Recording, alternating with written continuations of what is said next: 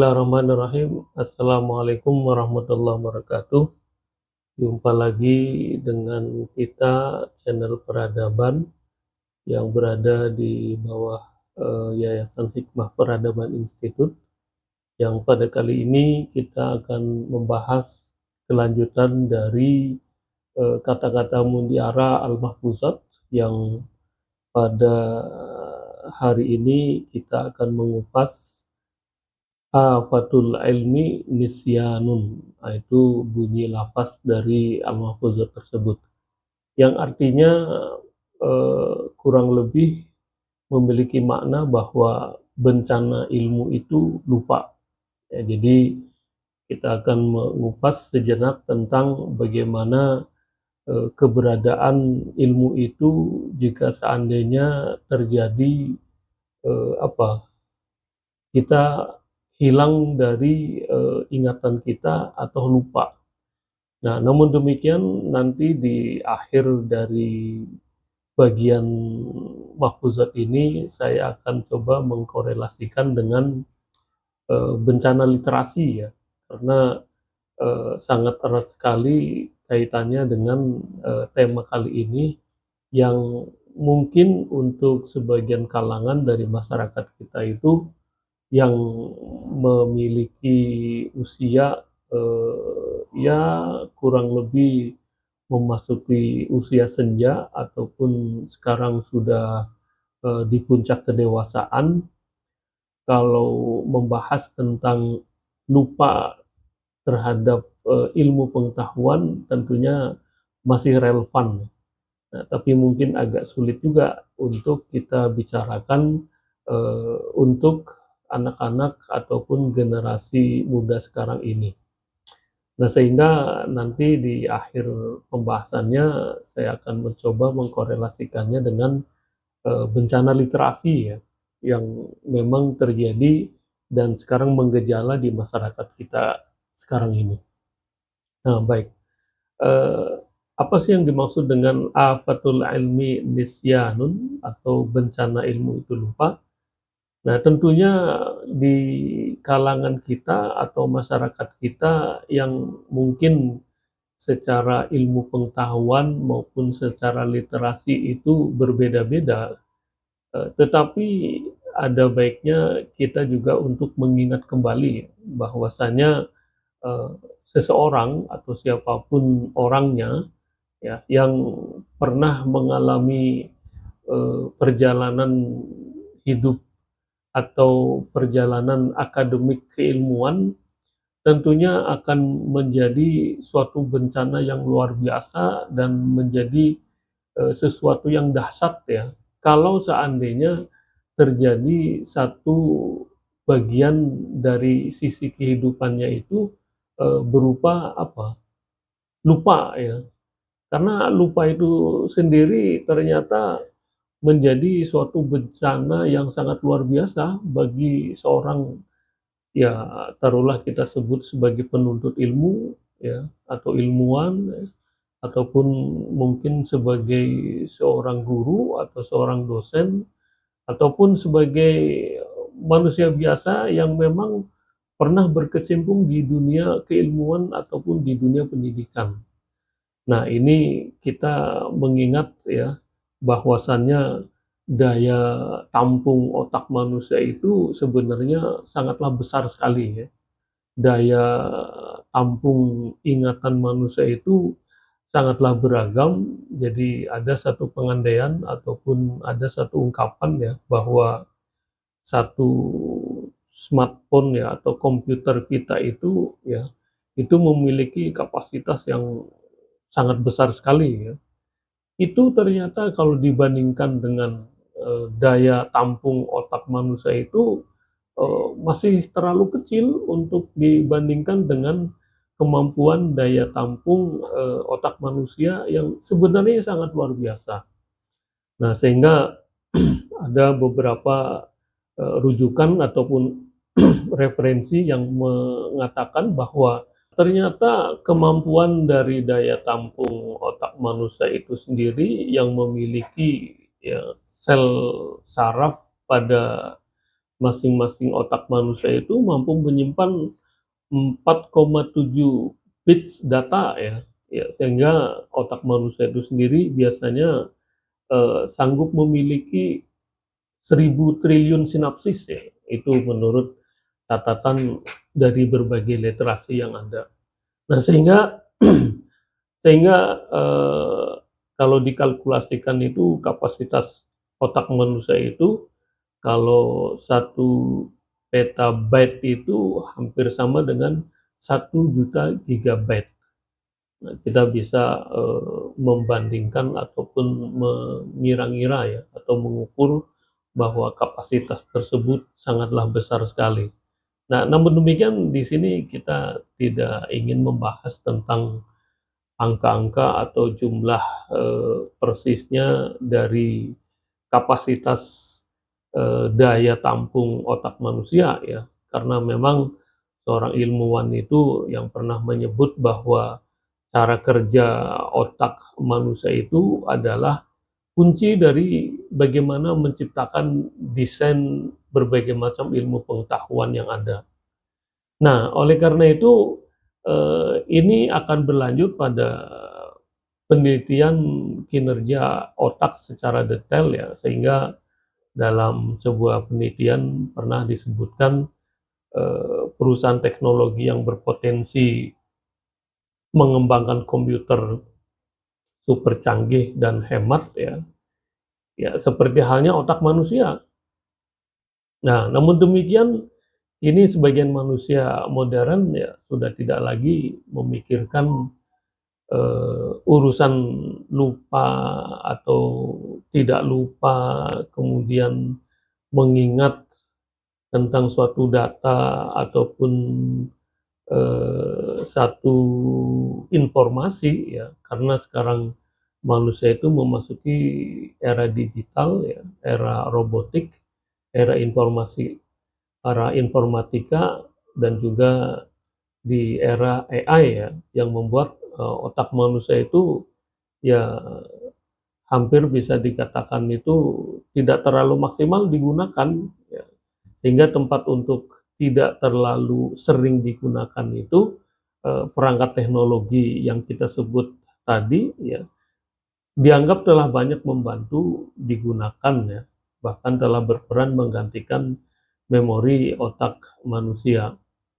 Nah, ada beberapa, seloroh ungkapan ya, sampai ada yang mengatakan bahwa sekarang ini tidak perlu lagi, untuk menghafal hafalan-hafalan yang dahulu ya, orang tua kita ataupun sebagian dari Anda semua yang sekarang masuk usia, puncak dewasa ataupun usia lanjut ya, pernah merasakan bagaimana harus menghafal ya, sekian bait, sekian, lembar ya, sekian mata pelajaran ya, atau kalaupun misalnya di dunia pesantren sangat mengenal ya, bahwa daya hafal itu sangat dibutuhkan, sehingga kalau seorang santri di pesantren tradisional itu harus mampu menghafal misalnya ya, kaidah-kaidah nahwu yang 1.000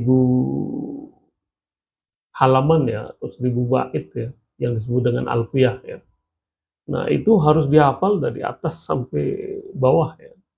Nah, belum lagi untuk bentuk-bentuk hafalan-hafalan kaidah-kaidah ataupun struktur-struktur ataupun nama-nama ataupun, uslub ya, susunan, makna yang terkandung dalam satu disiplin ilmu.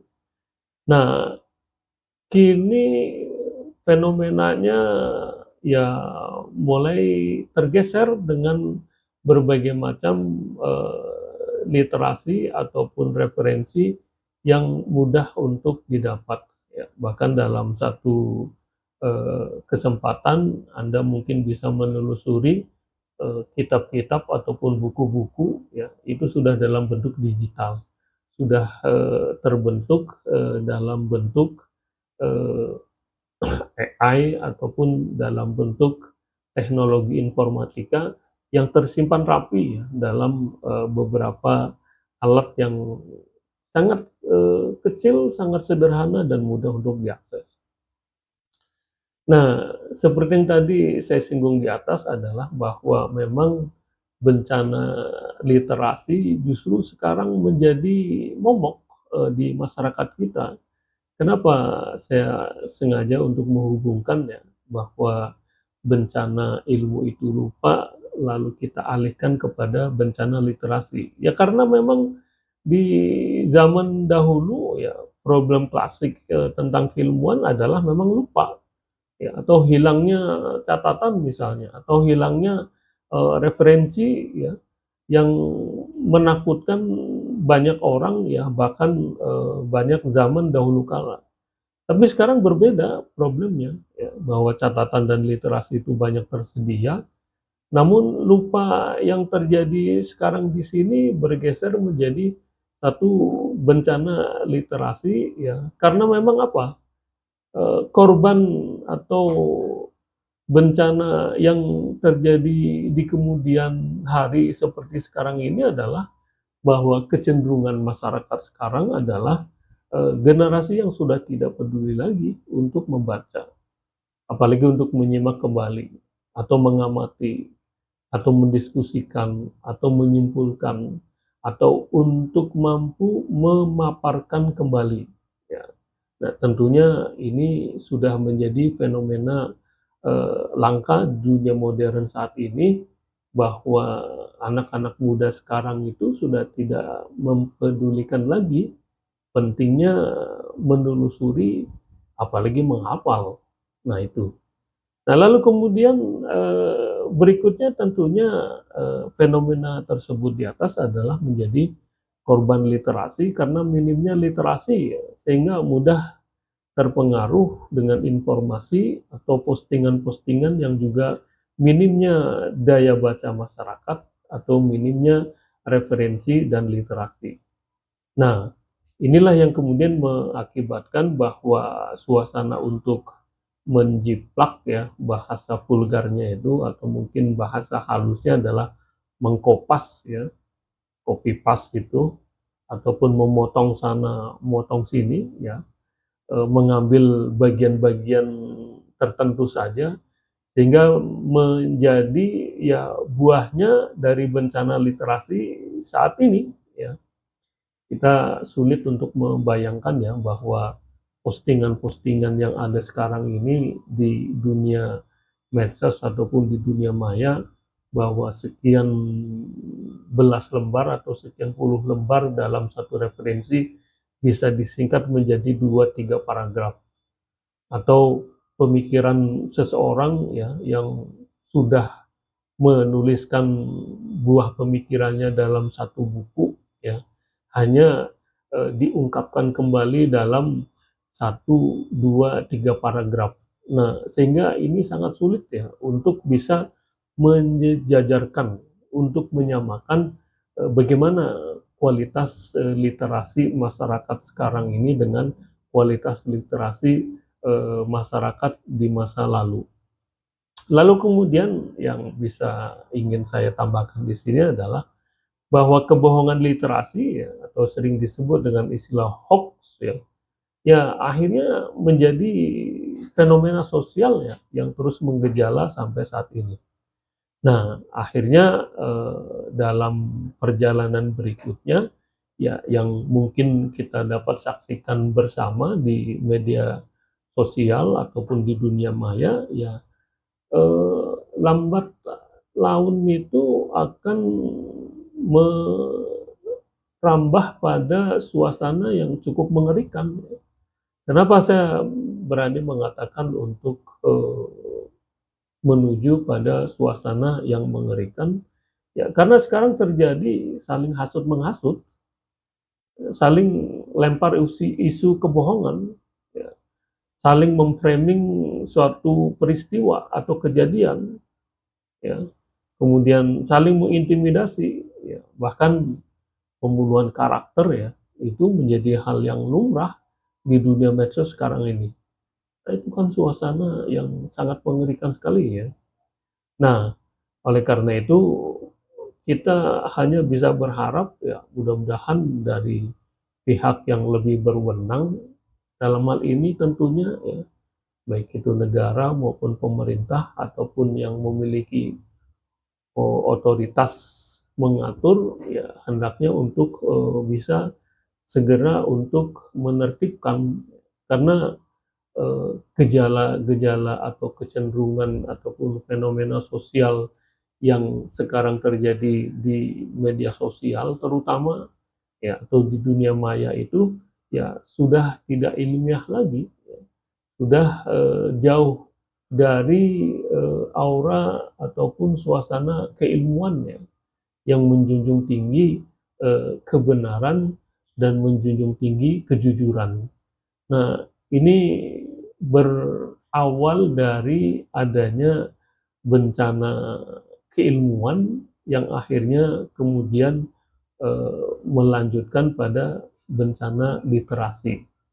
Nah, mudah-mudahan ini akan menjadi catatan kita bersama ya, bahwa memang semula dunia keilmuan di masa lalu adalah bagaimana kita harus menghafal, mengingat, membaca, kemudian memaparkan kembali.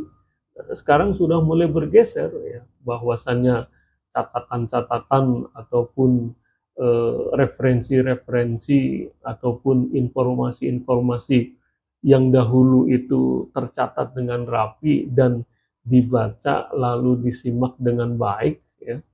Sekarang manusia kecenderungannya sudah tidak mengarah lagi ke arah sana ya. Kenapa? Karena berbagai macam bentuk-bentuk literasi ataupun referensi yang ada itu sudah didigitalisasikan. Nah, sementara mental ataupun sikap keilmuan ya, atau sikap ilmiah yang dimiliki oleh masyarakat modern sepertinya kecenderungannya adalah menurun ya. Bagaimana seorang manusia yang harusnya ya memiliki rasa penasaran ya, rasa skeptis ya, rasa ingin bertanya, rasa ingin mengetahui, kemudian dilanjutkan dengan sikap yang logis ya. Lalu bagaimana dilanjutkan dengan membandingkan ya, mengkomparasikan, lalu bagaimana dia harus berani mempertahankan suatu kebenaran ya, tentunya setelah dia melewati fase-fase sikap positif tersebut ya. Lalu kemudian yang terakhir adalah bagaimana dia harus bisa menerima keberbedaan antara dirinya dengan diri orang lain. Nah, sepertinya dari 8 sikap positif ya yang tadi saya sebut itu sekarang ini sudah mulai menjauh dari tradisi kehidupan masyarakat modern yang memang sekarang jauh dari dunia literasi. Nah, itulah yang saya tadi maksudkan ya, bahwa berangkat dari bencana ilmu itu lupa, sekarang berubah menjadi bencana literasi yang sangat mengkhawatirkan. Kita tidak tahu ya akan seperti apa nanti fenomena berikutnya. Kalau seandainya fenomena-fenomena yang tadi kita bahas itu sulit untuk kita rubah, karena bagaimanapun juga suatu kebenaran, suatu kejujuran, ya, suatu keilmiahan tentunya harus berdasarkan komparasi, harus berdasarkan penelitian, harus berdasarkan riset, harus berdasarkan logika, harus berdasarkan keilmuan yang kuat, harus berdasarkan fase-fase tahapan yang memang dilalui oleh dunia keilmuan yang sudah berlaku dari dulu sampai sekarang. Saya rasa itu hal yang berkaitan dengan satu ungkapan Al-Mahfuzat, afatul ilmi nisyanun, bencana ilmu itu lupa, namun kini merambah pada bencana literasi ya, yang sangat mengkhawatirkan. Terima kasih dan Assalamualaikum warahmatullahi wabarakatuh.